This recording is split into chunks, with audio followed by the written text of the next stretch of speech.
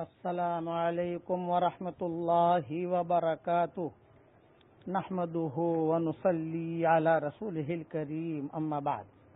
آج کا سبق سن لیجئے۔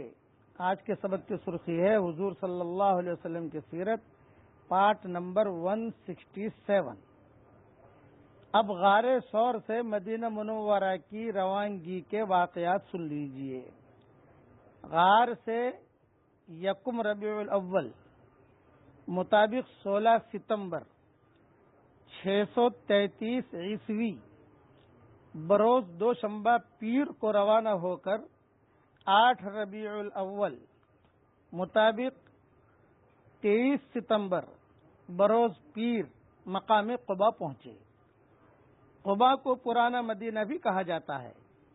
یہ مسجد نبوی سے تقریباً 3 میل کے فاصلے پر ہے اور آج کل بڑا پرفضا مقام ہو گیا ہے۔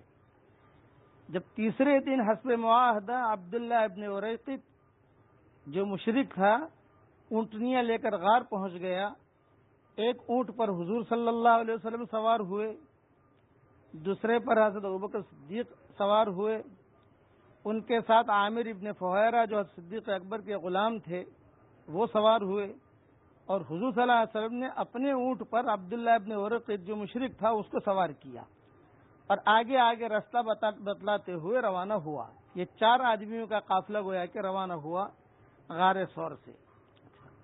اور یہ تاریخ یاد رکھنا، یکم ربیع الاول مطابق 16 ستمبر 633 عیسوی بروز پیر کو روانہ ہوئے ہیں اور پیر کو ہی پہنچے ہیں۔ 1 ہفتے کا گویا کہ یہ سفر تھا۔ غار سے نکل کر مدینہ کے لیے قافلہ جب روانہ ہوا تو راستے میں بہت بھوک لگی، بھوک پیاس کا غلبہ ہوا۔ آپس میں مشورہ کرتے رہے کہ کیا کریں، کس کے یہاں جائیں۔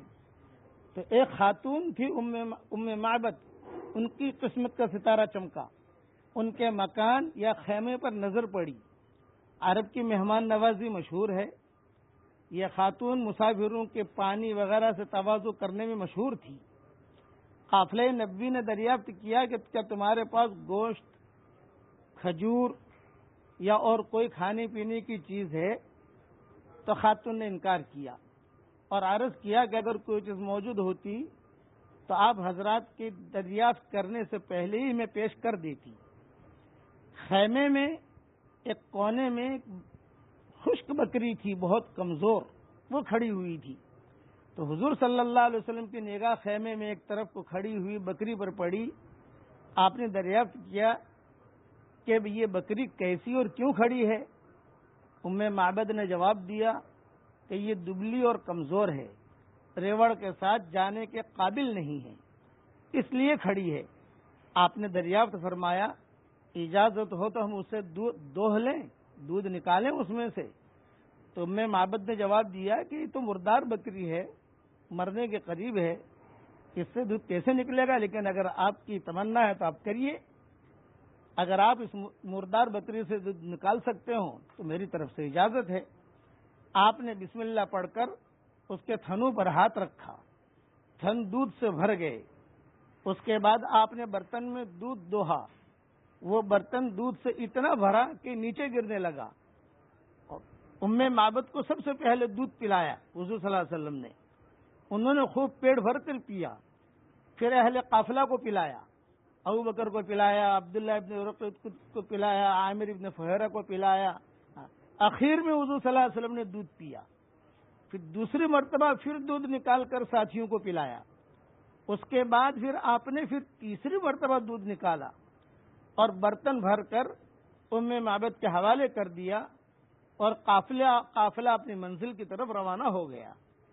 شام کے وقت ام معبد کے شوہر ابو معبد بکریاں چرا کر گھر واپس آئے تو اپنے مکان میں عجیب رونق محسوس کی، خوشبو محسوس کی۔ نگاہ اٹھا کر دیکھا تو برتن دودھ سے لبریز پائے۔ تعجب سے اپنی زوجہ سے دریافت کیا یہ کیا ماجرا ہے؟ بیوی نے تمام واقعہ سنایا۔ شوہر نے مہمانوں کا حلیہ دریافت کیا تو ام معبد نے تمام حلیہ بیان کر دیا۔ یہ تمام حالات سن کر ابو معبد فوراً سمجھ گیا کہ یہ وہی خدا کی برگزیدہ ہستی معلوم ہوتی ہے جو محمد صلی اللہ علیہ وسلم کے نام نامی سے مشہور ہیں اور جن کے نام سے تمام سرزمین حجاز گونج رہی ہے۔